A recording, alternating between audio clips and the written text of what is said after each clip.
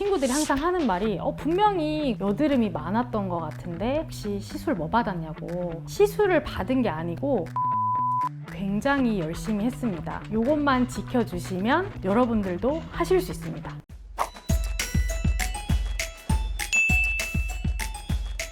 안녕하세요. 피부가 예뻐지는 10분 피부텐텐의 권수연입니다. 오늘은 지성 피부의 스킨케어 루틴에 대해서 준비를 해보았는데요.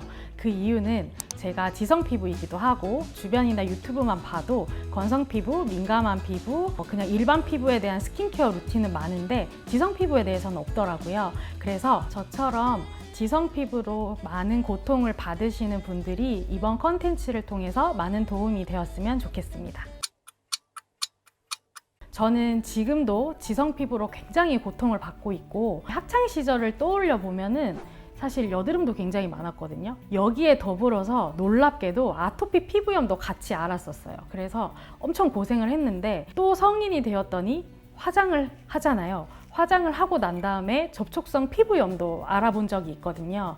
그래서 이렇게 건강하지 못한 피부로 인해서 사실은 되게 고통을 많이 받았었습니다. 요즘에는 이렇게 피부 질환으로 진료를 보러 오시는 많은 분들의 그런 마음을 이해할 수 있어서 그런 경험들이 오히려 감사하게 생각을 하고 있습니다. 그러면 지성 피부가 과연 무엇인가에 대해서 설명을 드려야 될 것 같은데요. 지성 피부란 세안 후에 아무것도 바르지 않은 상태에서 2시간이 흘렀을 때 많은 피지 분비량으로 인해서 얼굴이 번들번들 거리는 상태를 지성 피부라고 합니다. 지성 피부는 보통 이제 저녁이 되면 이마에 있는 번들번들한 기름으로 인해서 앞머리 있는 분들은 앞머리가 우리가 떡진다고 표현을 하죠. 기름에 젖어서 굉장히 불편한 상태가 될 수 있고요. 여성분들 같은 경우에는 분명히 아침에 화장을 하고 출근을 했는데 저녁이 되면 거의 화장이 다 날아가서 거의 민낯과 유사한 그런 불편감을 아마 겪어보셨을 거예요. 그리고 또 한 가지는 우리가 매일매일 머리를 감지 않으면 다른 피부 타입에 비해서 일상생활이 굉장히 힘들죠. 그리고 여드름이 굉장히 잘 생기거든요. 그래서 이렇게 지성 피부와 여드름 피부는 상관성이 굉장히 높다고 할 수 있겠습니다. 그러면 지성 피부를 볼 때 눈으로 이렇게 딱 볼 수 있는 특징이 어떤 게 있냐라고 물어보시면 우선은 피부가 좀 두꺼운 편이고요. 모공이 다른 피부에 비해서 좀 많이 넓어져 있고 여드름이 이제 몇 개씩 보일 수 있는 그런 피부 특징을 가지고 있어요. 좋은 점은 유분이라는 천연 보호막 성분이 있기 때문에 잔주름이 덜 생기고 노화가 좀 덜 생기는 그런 장점이 있겠습니다. 그리고 이거는 저만의 경험인데요. 지성 피부로 진료를 보러 오시는 환자분들을 보면은 잡티가 생각보다 많이 없으시거든요. 그리고 지성 피부는 유분은 충분하기 때문에 수분만 잘 채워주신다면 유수분 밸런스를 잘 유지를 할 수 있는 장점이 있겠습니다. 그리고 지성 피부 타입 중에서 나는 세안을 하고 나면 엄청 찢어질 정도로 건조한데 2시간이 지나면 번들번들거린다 라고 하면 이거는 수부지, 즉 수분 부족형 지성 피부라고 할 수 있는데요. 이런 피부 타입도 제가 오늘 스킨케어 루틴을 잘 설명드릴 테니 잘 따라 해보시면 좋겠습니다. 이제 본격적으로 스킨케어 루틴에 대해서 설명을 드릴 텐데요. 그 전에 기억하셔야 할 점은 스킨케어만으로는 모공이 많이 좁아진다거나 피지 분비량이 많이 감소한다던가 이렇지는 않고요. 그러면 우리가 왜 이건 스킨케어를 해야 되냐라고 물어보시면 사실은 저희가 스킨케어를 하지 않으면 다른 피부 타입에 비해서 모공이 훨씬 더 잘 넓어질 수가 있고 염증에 취약하기 때문에 여드름이 잘 생겨요. 그래서 이렇게 악화를 막기 위해서라도 스킨케어를 열심히 해주셔야 됩니다. 그러면 제가 하는 스킨케어법을 설명을 드릴게요. 이것입니다.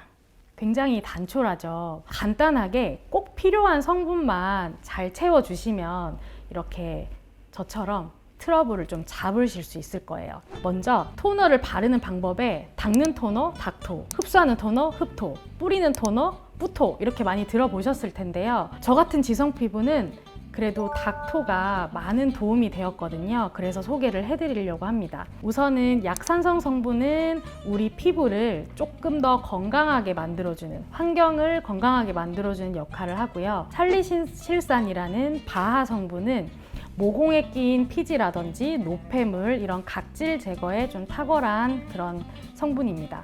닥토 하는 방법은 충분히 적셔준 다음에 피부에 이렇게 한번 이렇게 올려줘요. 어느 정도 이제 흡수가 되면 굉장히 부드럽게 닦아주시면 세안 후에 남아있는 모공 노폐물들이나 화장 잔여물들이나 이런 것들이 좀 잘 지워지거든요. 여러 컨텐츠를 보면 닥토 하지 마라 라는 말이 되게 많은데요.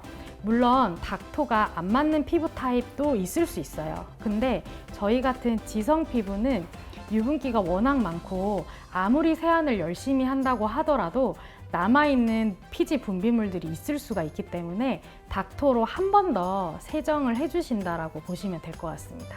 그리고 이제 제가 바르는 것 중에 하나가 레티날 크림이라는 게 있는데요. 요거는 밤에만 발라요, 저는. 그래서 이 레티날 크림은 아마 많이 알고 계시는 이제 스티바 A와 유사 성분이긴 한데, 그거는 이제 의약품이고요. 요거는 화장품으로 나온 레티날 크림입니다. 이 역할은 다들 뭐 아시는 분은 아실 텐데요.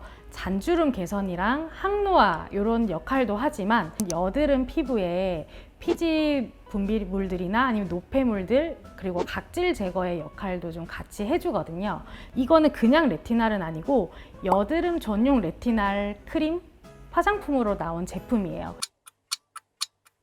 아까도 설명드렸듯이 수분을 채워주는 게 중요한데 아무거나 쓰시면 안 돼요. 왜냐하면 수분 크림이나 수분 밤처럼 되게 꾸덕한 제품을 쓰시면 이게 오일리하기 때문에 오히려 모공에 더 끼일 수가 있거든요. 조금 산뜻한 제형을 써주시는 게 좋아요. 꼭 이 제품을 쓰라는 말씀은 아니고 갖고 계신 제품 중에서 젤 타입, 가벼운 타입으로 수딩 젤 이런 것들이 있거든요.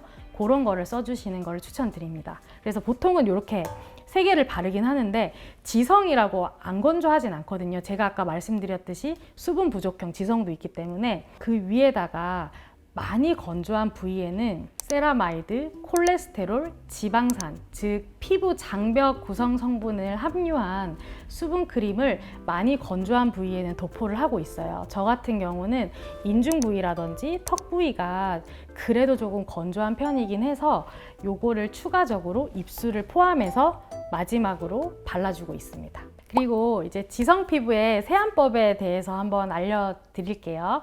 저는 클렌징 오일도 써봤고 클렌징 워터도 써봤고 클렌징 밤도 써보고 이것저것 굉장히 많이 써봤는데, 제가 써본 바로는 그래도 클렌징 밀크가 제일 적절하다. 왜냐면 클렌징 오일은 너무 오일리하고 클렌징 워터는 너무 가벼워요. 피지까지 세정을 하려면 클렌징 밀크가 제일 적당한 것 같거든요. 그래서 클렌징 밀크로 우선 1차 세안을 먼저 해주시고 약간 물로 한번 헹궈 주시고, 저 같은 경우는 여드름용 포밍 클렌저를 이용을 해요. 거품이 아예 생성돼서 나와서 따로 거품을 만들지 않아도 돼서 좋더라고요. 그래서 이 거품으로 한 번 더 모공 안을 청소를 해주는 2차 세안까지 마무리 해주시면 될 것 같습니다. 그리고 세안을 할 때 뜨거운 물로 세안을 하시면 피지 분비량이 좀 더 늘어날 수 있거든요. 미지근한 물로 세안을 해서 조금 모공을 열어서 모공 청소를 해주시고, 마지막 마무리는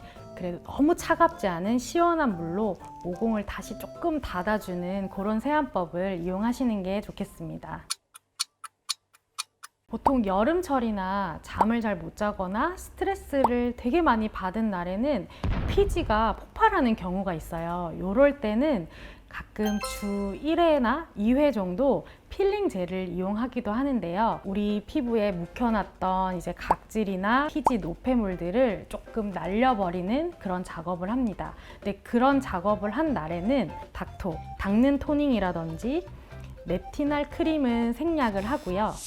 바로 이제 수분 크림을 바르고, 그리고 이제 진정 크림이나 재생 크림이 있으면 조금 더 추가해서 발라주는 편입니다. 다음으로는 이제 외출 전에 아침에는 어떻게 바르는지 설명을 드리자면, 아침에 일어나면 피지가 또 쌓여 있어요. 그래서 그냥 물 세안을 하시면 안 되고 이렇게 폼 클렌저를 이용해서 1차 세안 정도로 피지를 조금 씻어내고 노폐물을 좀 씻어내는 게 필요해요. 그렇게 한 다음에 닥토라든지 뭐 레티날 크림 이런 것들은 보통 저는 오전에는 생략을 하는 편이고, 또 중요한 거는 이것저것 바르면 화장이 굉장히 밀리고 화장이 잘 안 먹어요, 지성 피부는. 그래서 딱 필요한 수분을 공급해 줄 수 있는 수분 크림 하나만 산뜻하게 탁 바른 상태에서 계속 강조한 중요한 이제 자외선 차단제를 바르게 되는데요. 자외선 차단제 같은 경우에도 오일 프리 제품을 써주시는 게 제일 좋고, 너무 SPF가 높은 제품보다는 그래도 30 이상 정도를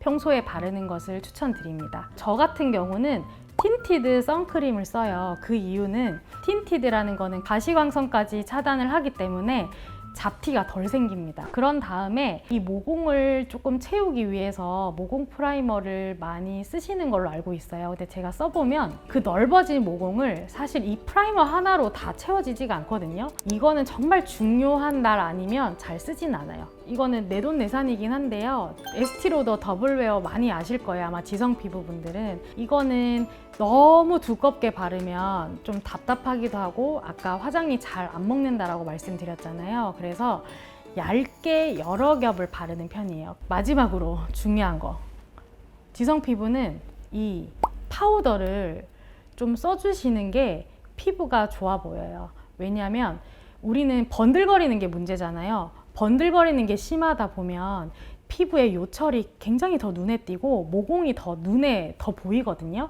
그래서 이거를 좀 잡아줄 수 있는 매트한 파우더로 마무리를 해주시는 게 좋습니다. 그러면 이런 파우더로 인해서 모공을 막고 그러면은 피지 분비량이 더 많아져서 트러블이 더 잘 생기는 거 아니냐라고 물어보실 수 있는데요. 근데 저희가 화장을 안 할 수가 없잖아요. 이왕 화장할 거 피부를 더 좋아 보이게 하기 위해서 이런 파우더를 쓰시는 거를 추천드린다는 말입니다.